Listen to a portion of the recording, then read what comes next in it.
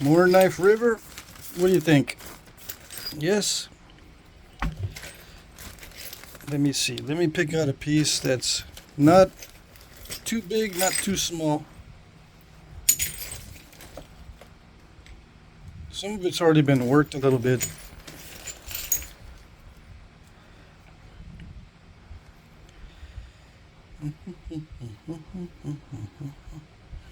That one looks interesting. Some of this is snapped in half. I can tell.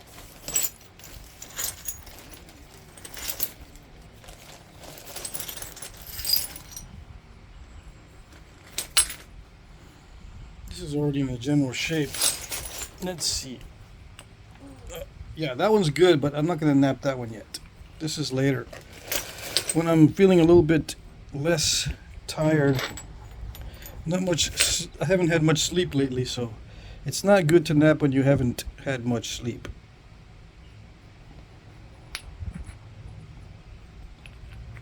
I got some other pieces over there. I'm going to use one of these pieces. This one looks like it has layers or something in it. This one looks like the hardest one because it has an unpredictability about it. All right.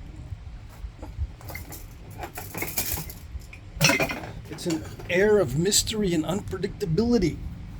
Those are the hardest ones usually. Either that or the ones that have the best colors. Like I tried napping one last night that had awesome colors in it. Broke it. All right, let's see. It's not Knife River. It's Heat Treat. Florida. Oh no, Georgia Heat Treat. Georgia Jasper Heat Treat. Anyways, let's start, shall we? We lose about, I'd say 5% of the viewers every minute that I don't nap. I'm guessing, but it's a lot. All right.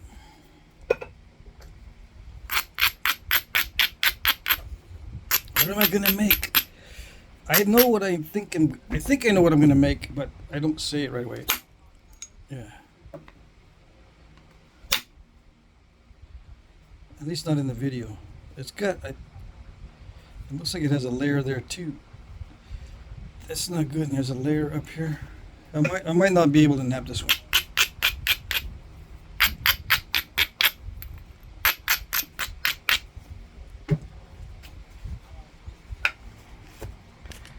I have a feeling this might be a snap nap. Unless the crack is healed in the center.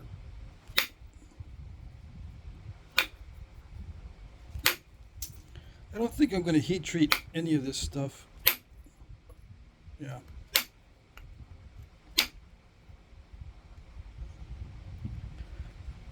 That's not good. A little bit of a step fracture, that's not good.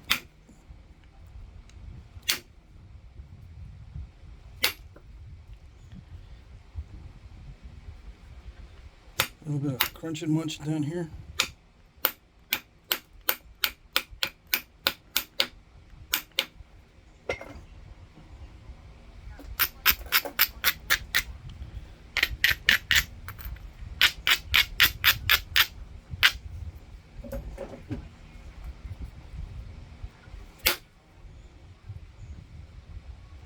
Everybody liked the agate basin, which is good.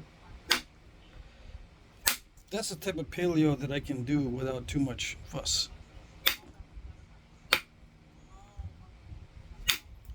I can do like short thinning flakes from the base on a Clovis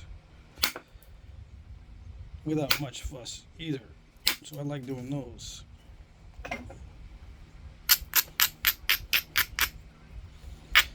I don't like doing points that require me to do the same point over and over and over again for a long period of time before I get it right. I might make an exception for the Cody style points because I don't think that'll take me as long as, let's say, Folsom or Cumberland. I have to learn a whole new mindset for Folsom and Cumberland. probably devise a separate tool set. If I can do it with my same tool set, that'd be a different story, but I've tried with my tool set and I have too many failures. Too many failures on rock that I don't want to fail with. Because it's a nice rock and I could have made something else with it. Yeah. I could have made something else with it that actually got finished out and beautiful instead of a snapped in half Folsom. So either I need to spend a lot of time using my current tool set to make a Folsom, or develop a whole new tool set. Either way, it's a whole different mindset. So, is it worth it? Not so far. It's not worth it so far.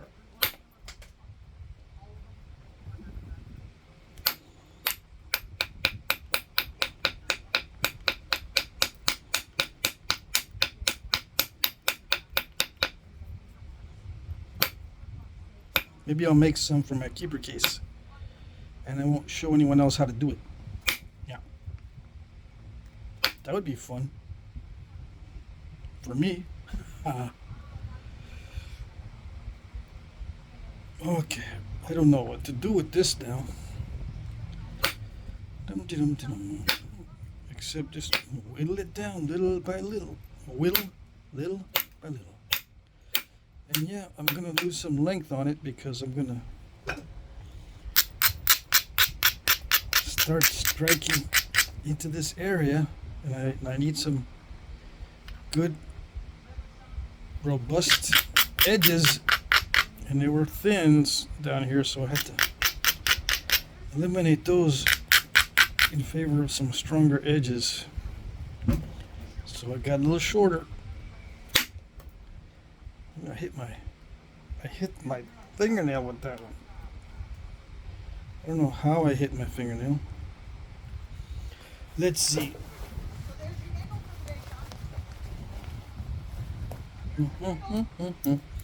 I'm gonna repair it right away just in case I get hit there again. Alright. In case I do it again, I don't want to rip the rest of my fingernail off. Has it happened before? Yeah, I've ripped my fingernails down about a quarter of the way. And even with that little bit, it's still a hassle because you gotta try to go to sleep that night. Yeah, it might not bug you right away, but it will bug you when you try to lay down and go to sleep. Just that little annoying little thing.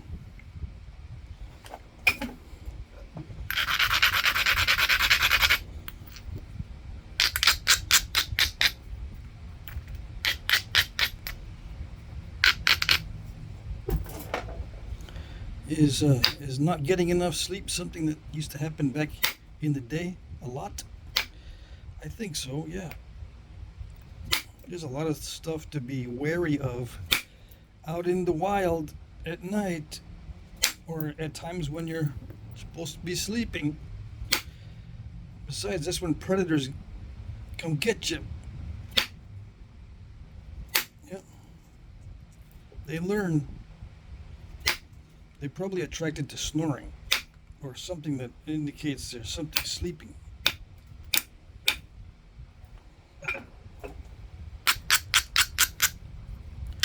I wouldn't be surprised. I have not camped in areas that have predators that would eat people, like grizzly bears or mountain lions or things like that. I have not camped in those areas, so I can't tell you if they're attracted to snoring, and I have not looked it up either. But I imagine back in the day, when people were less protected, predators had to know when we were sleeping, and then we would have to set up defenses, night watch, and then It affects the napping because the people on night watch are not going to want to nap during the day. They're going to go, heck with that. I was up all night guarding your butts.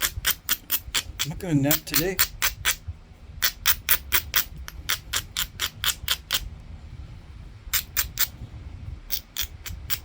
And if I do, it'll look all cruddy.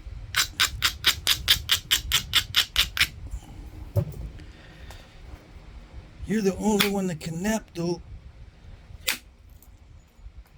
So if you're the only one that can nap, which probably was the case, not very many people sit down and do this stuff. Even when you need to do it, find some other way to get their food. Go catch turtles or something. Rather than spending all day napping, they'll spend all day trying to catch turtles, as an example. Yeah. Who needs napping when you can just go swimming out in the lake and catch turtles or alligators or whatever? Of course, you don't catch alligators, I don't think. Probably have to attack them in groups of several guys, the alligators. I don't know, maybe you can set up alligator traps that are illegal nowadays, but back in the day, nothing was illegal as far as hunting goes. So we don't even know. They could have had massive traps for different kinds of animals that are all kinds of illegal today. And I was also watching the weather reports on hailstorms. This is kind of on the same topic as hunting, because I was thinking the hailstorms probably affected the buffalo herds, killing hundreds and hundreds of buffalo and bison during these plains hailstorms. What if the bison during a hailstorm found that there was a cliff nearby and tried to take shelter at the base of the cliff? But it didn't work, so they all died at the base of the cliff by hailstones. It would look like they jumped off the face of the cliff, or they jumped off the top in a bison jump. But no, they were trying to take shelter from a hailstorm and got killed by hailstones at the bottom of the cliff. Has anyone thought about that? No? I was just looking at weather reports on softball-sized hail. And I know it kills livestock if they're unprotected. So there you go. There's one explanation for a bunch of bison bones at the bottom of a cliff.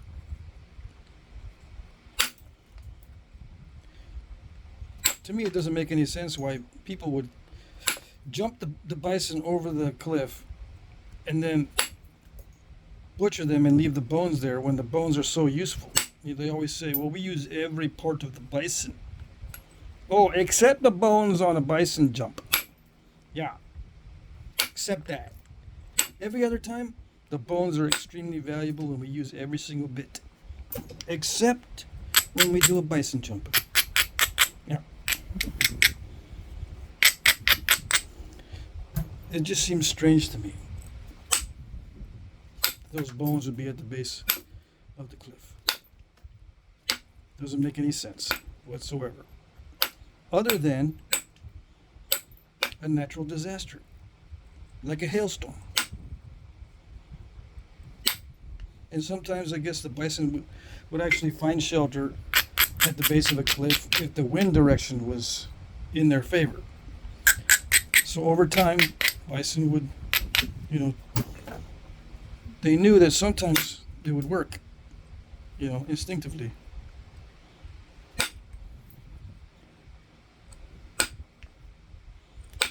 So, I guess maybe most of the time it works.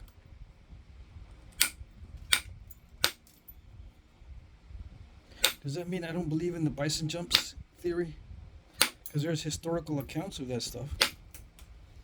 I think it may be a modern thing and not an ancient thing.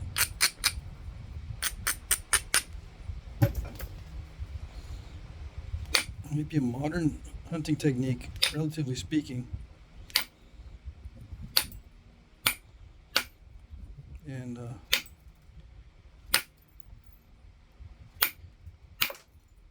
the remains from the ancient past are from a natural disaster and not from hunting. And you say, well, there's cut marks on the bones. Well, let's say that you were witnessing this natural disaster and you just found a bunch of bison dead at the base of a cliff.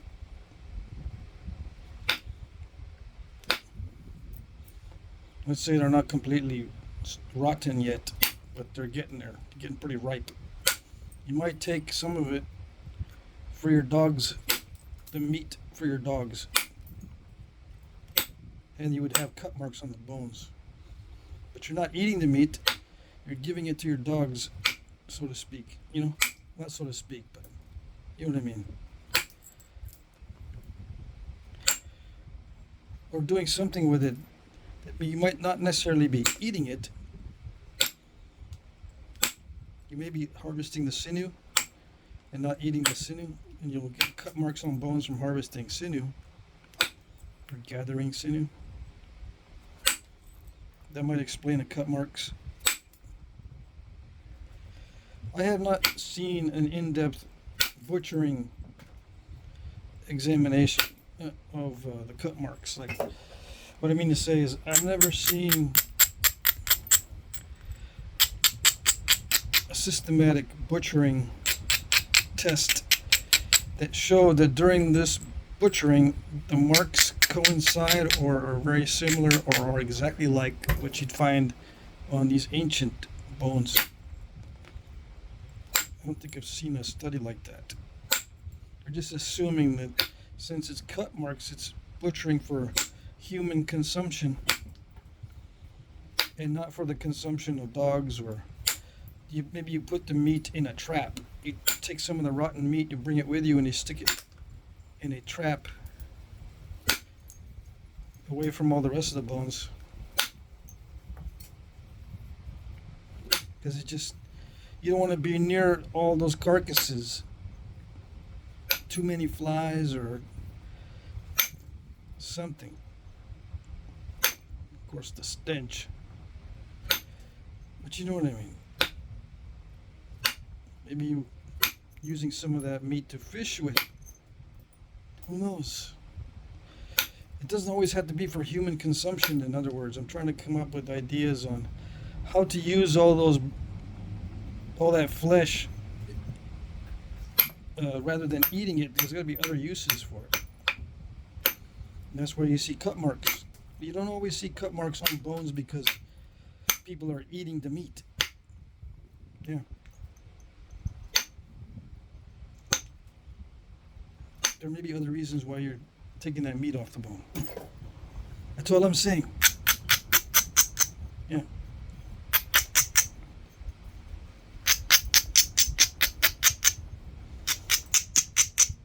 Yeah, just because you find a bunch of bones in one spot doesn't mean that people killed them.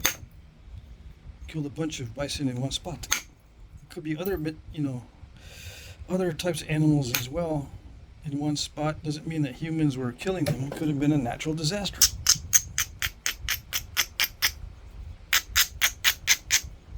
Anyways, I thought it was interesting to watch the analysis of hailstorms. Those things are scary and deadly, and people die from those as well. If you're out in the open.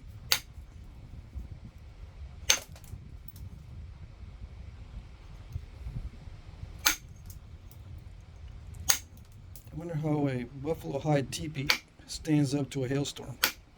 And if it can't, what were they living in during the hailstorm seasons? Were they migrating out of the area? Were they building heavy-duty earth lodges with big stumps of wood or big logs and then covered with earth? So the hailstorms and the tornadoes wouldn't blow you away or crush you? I think so. I think there's a possibility that we're using or living in different types of shelter during the stormy season, not teepees. We're migrating out of the areas where there was lots of hail. But that would mean, hundreds of miles of moving. And not necessarily following the bison herds, although they might do that too. They might know instinctively to move out of the danger zones. The bison might instinctively know and move.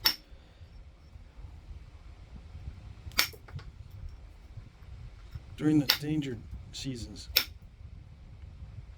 Can you imagine what a large tornado can do to a bison herd? Scatter the bones and carcasses everywhere. And it would look like people hunted them and left the bones to rot over a large area.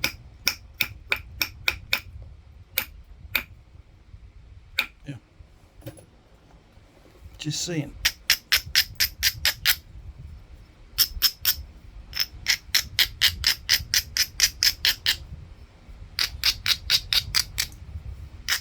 I've seen what hail can do to domesticated animal herds because they showed a picture of them. Well, maybe not a hailstorm. Maybe not hailstorm. I saw a photograph and a video of a herd of goats that were killed by lightning because they were huddled next to a tree. There was like 30 goats. You can see some of them were still twitching. Lightning had just struck that tree. Now, I don't know if the goats were half dead and half stunned, or all dead or all stunned. But that surprised me that a whole herd of goats would be struck down just by a single lightning strike. Yeah. And it's not because humans shot a bunch of them all at once.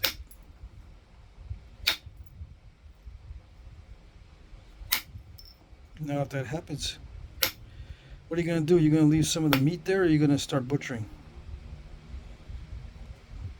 If they're dead, you better start butchering pretty quick, or you're going to lose that meat.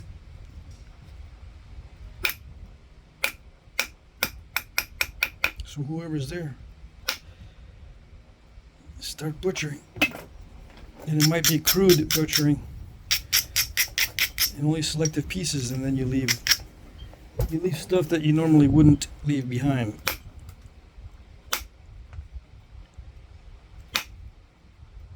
Like the bones.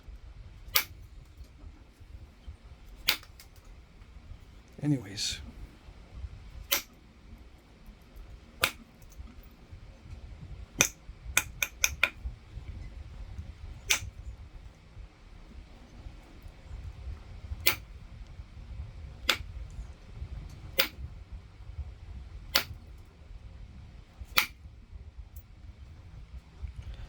This had a little bad area right there.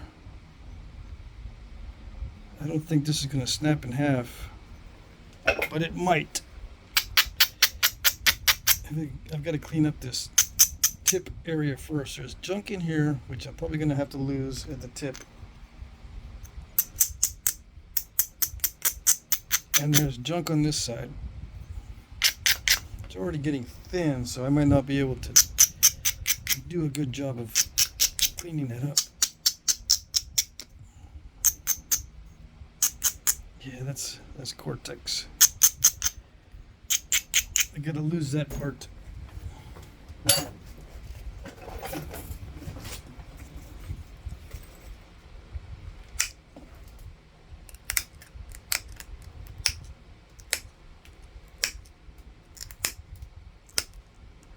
I used to read all kinds of archaeological texts and studies. Study different sites, and some of the sites were kill sites, or what they call kill sites. And they say, oh yeah, there's this number of animals, and this number of bones, and this number of cut marks, and blah blah blah. Yeah, it must have been humans that kill them all in a mass hunt of some sort. Very sophisticated sophistication and very technology to do that. And very masterful mastery of hunting. I can just see someone come out of the past and go, "Ah, man, that's a hailstorm." And we were there because we were huddled in next to a cave, and the bison couldn't fit in the cave, but we could.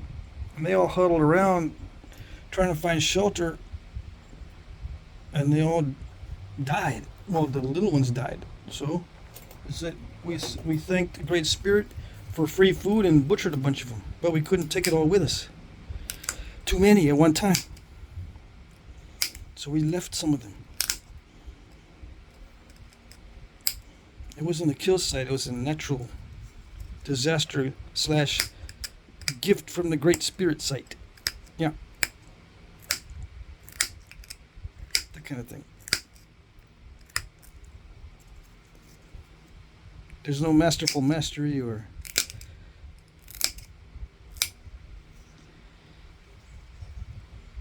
technological marvels.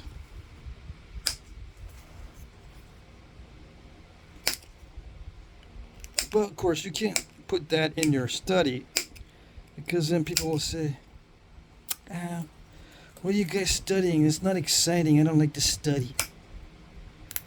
Guess scientists don't know anything specific, do they? And they never discover anything exciting, do they? It's all just boring stuff.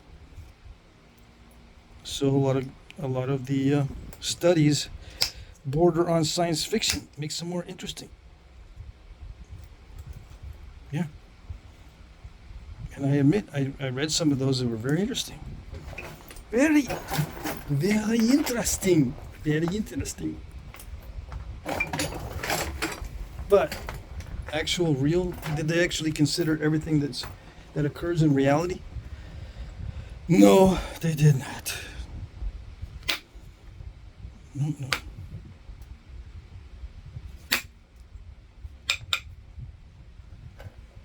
Well, they might have. I can't say they didn't consider it. They look at it and they go, should I take this angle or that angle? Should I go with the boring or the exciting? I wonder. Yeah, it's not a hard choice. They take the exciting over the boring every time.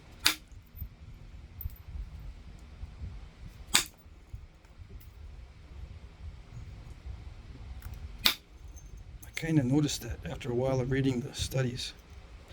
New exciting study on the discovery of blah blah blah. New exciting discovery.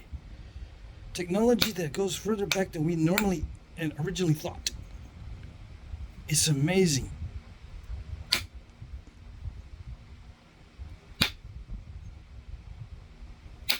It's usually not about war, warfare between tribes.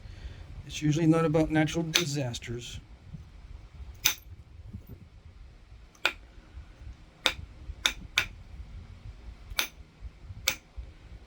It's usually not about abuse of drugs.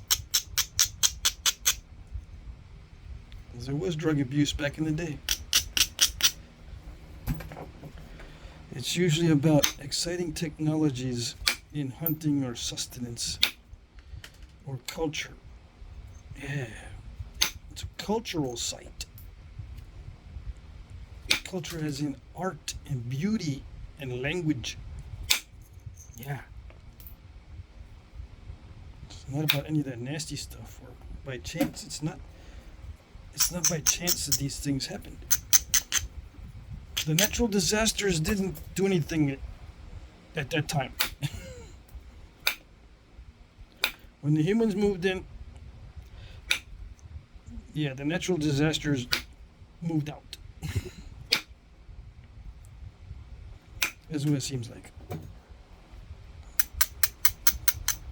Or the mean, nasty, warring tribes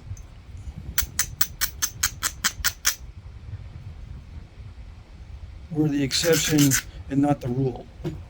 Yeah.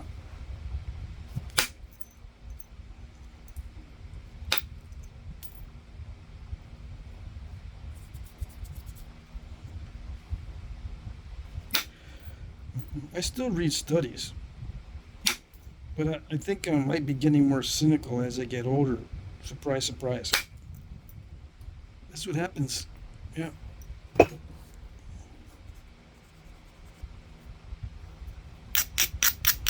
had a flake in my finger there. This helps to abrade your finger to get a flake out. You think I'm kidding? Not kidding.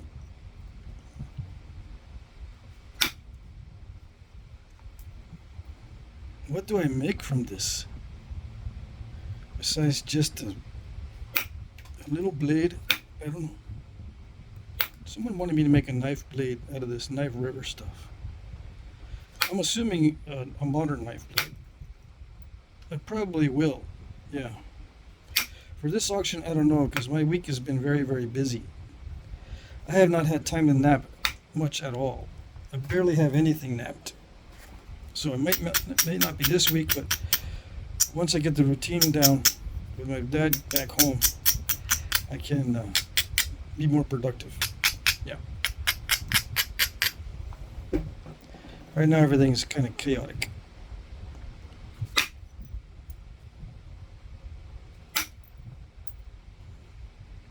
And I gotta run into the house every 30 minutes, ideally, but this is probably going to take longer than 30 minutes.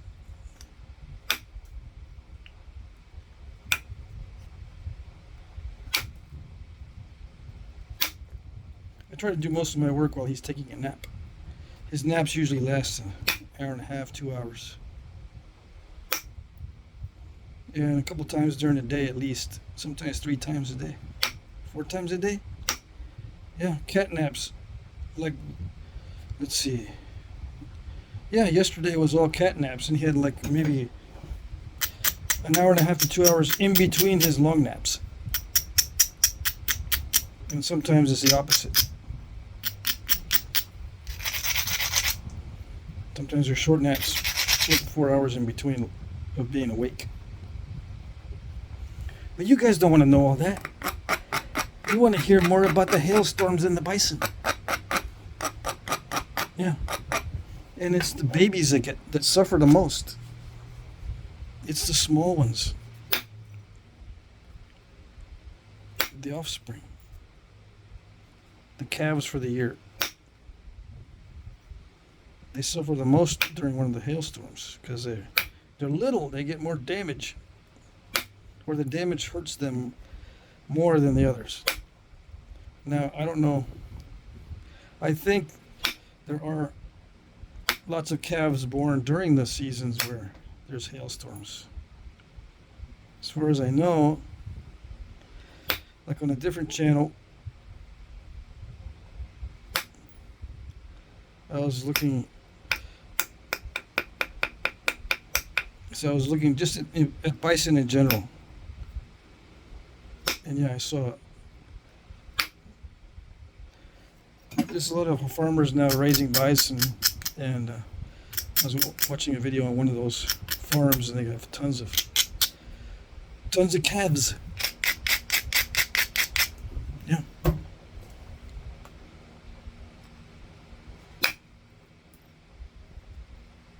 Right now, during hail season.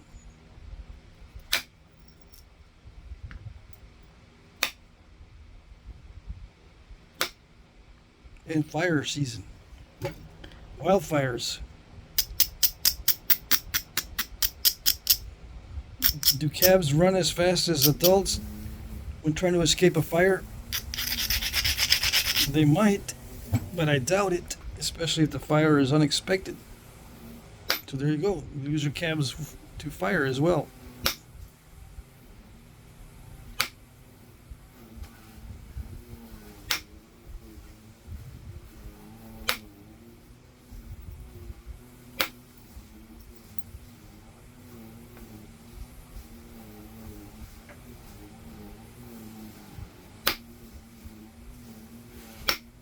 What's it look like when a herd has been wiped out by fire? Looks very similar to cooking all the meat and leaving the bones on the meat, right?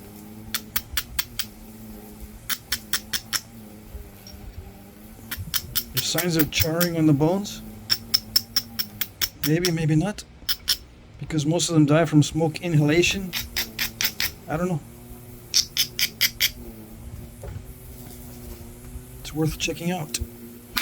Then you'll go, man, there's too many things that could explain these sites that have lots of bones. Dang it. Now life is no longer simple. It's not simple and joyful anymore. I know too much. I have stumbled on too much information. I remember when life was sweet. Now I know too much.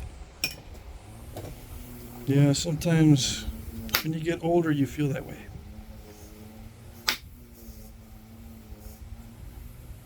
Yep. How does that relate to Flintknapping? Same thing. I remember when I was a non-flint napper. What did I think about Flintknapping when I was a non-flint napper? I thought it was a thing that they used to do, but the people that do it now are like weirdos. Before I was a flint napper, I thought the flint nappers were just a bunch of eccentrics, weirdos. Yeah.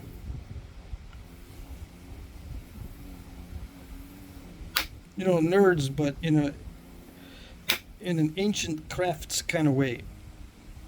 Weirdos not in the sense of being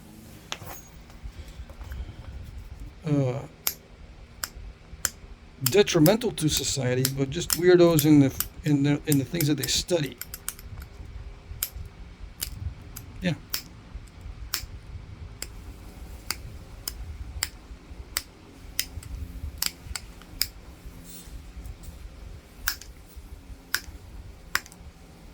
Like the people who study black holes and stuff. Make fun of the black hole studiers.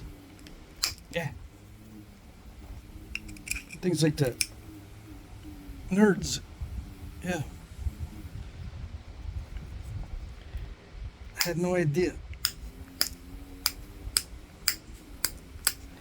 that the Flintknapping community is a big mix of all kinds of different people napping for different reasons and in different ways. Yeah.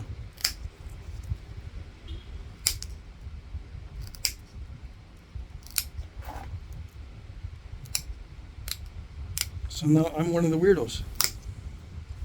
To those looking in, they go, I ventured into the wrong side of YouTube. What am I doing here? Yeah, we'll just scroll through and waste another hour and a half looking at one of these videos. Yeah, I think some people just watch videos just to tune out of everyday life. Just tune everything else out and watch a video of me reducing down a stone. Because it might be a little bit hypnotic. Yeah, when you watch someone do something, it's a bit hypnotic. I don't know why.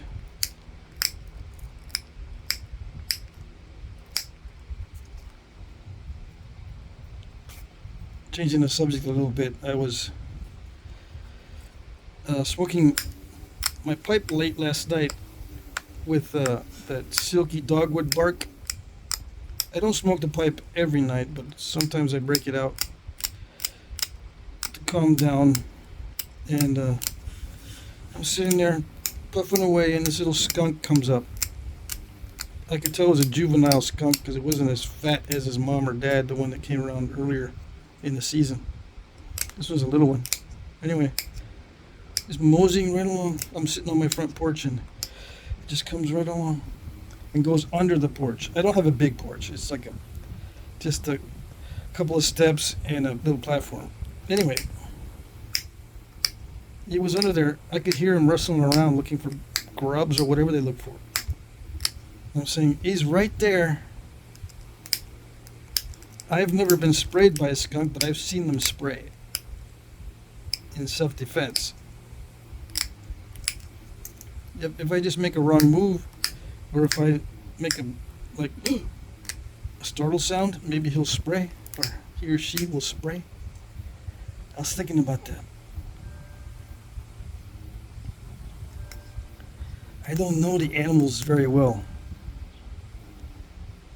I need to learn their ways.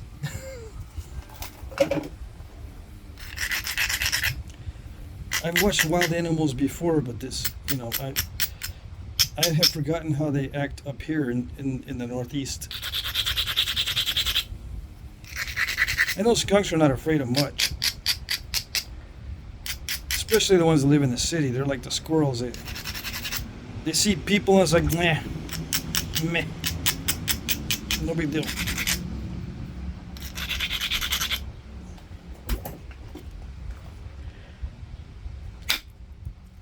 Yeah.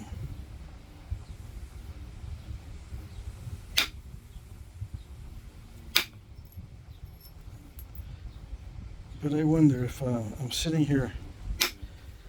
Well, back in the day, if you sit around napping, does it attract animals? Because sometimes it does these days. You're sitting there doing something, and animals come and investigate. As long as you're not making a lot of noise, a lot of violent activity, or a lot of loud noises, they'll come and try to figure out what you're doing.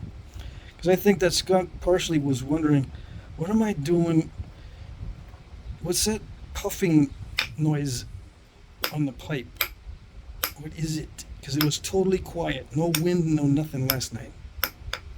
And no one on the road for some reason. Well, it was after midnight. I guess everyone had already gone home for the night. No cars, no voices. The neighbors had already fallen asleep, apparently. And here comes a skunk. Probably half looking for grubs and half trying to figure out what I'm doing.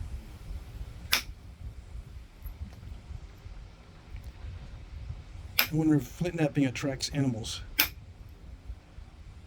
Or just that sound of tapping lets them know instinctively that they can come snooping around, and the human's not looking for them. The human's doing something else to occupy his time.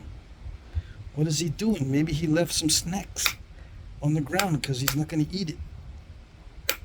Like an apple core or something. Little nut shells that still have little nut bits. Yeah, you bring some nuts to snack on, especially pecans or something, and you're not going to be able to get everything out of the shell. So you just toss them while you're working. You're snacking on stuff. Skunks are opportunists, right? They're omnivores and opportunists. So I think that's what the skunk was doing. And it came up on me pretty fast. I wasn't able to jump away, or if he came right up to me, I would just stay still and not try to jump away and get away, because then I could get a spray as I tried to jump away. I know you would have done it. They're not dum-dums. So I just sat there. And then I started thinking, putting two and two together. Hailstorms, lightning strikes, herds of animals. And now I'm trying to think of things to talk about while I'm napping. Trying to figure out how to do patterned flaking in a more systematic way than before. I think it's still going to have to be random,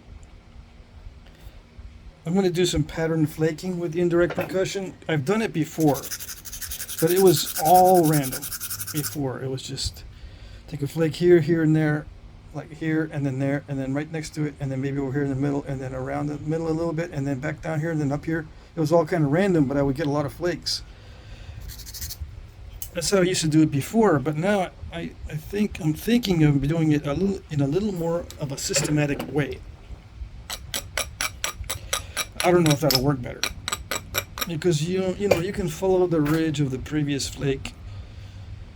Hit in, cause a flake, and then there's a ridge on both sides, and you follow one of those ridges for the next flake, and it just so on and so on. I'm thinking of doing it that way, but I might not be able to. By the looks of this, I think I'm just gonna have to stick with the random flakes, and then hope there's a bunch of them evenly spaced, even though I removed them in a non-sequential manner. As long as they're evenly spaced, I can achieve the look of the collateral flaking that the Cody types employed. Yeah, and it's easy on this stuff, relatively speaking, because the edge doesn't crush, and I can set up little bitty platforms and then go halfway without too much trouble. Yeah, it's relatively easy on this stuff to do that. See how many of these flakes just go to halfway, and then I'm not even trying that hard. Yeah, so I should be able to, with enough practice and doing enough of these, I should be able to come up with some Cody looking types in the very near future. I'm going to stop here and then go inside. I'll finish this some other time. I do have to mark it as Knife River because I've got root beer shirt that looks just like this. I mean, exactly. So, okay, Knife River Flint, KRF. Right? Right. There you go. It's nice. Once I got all the nasties off of it, it worked out well.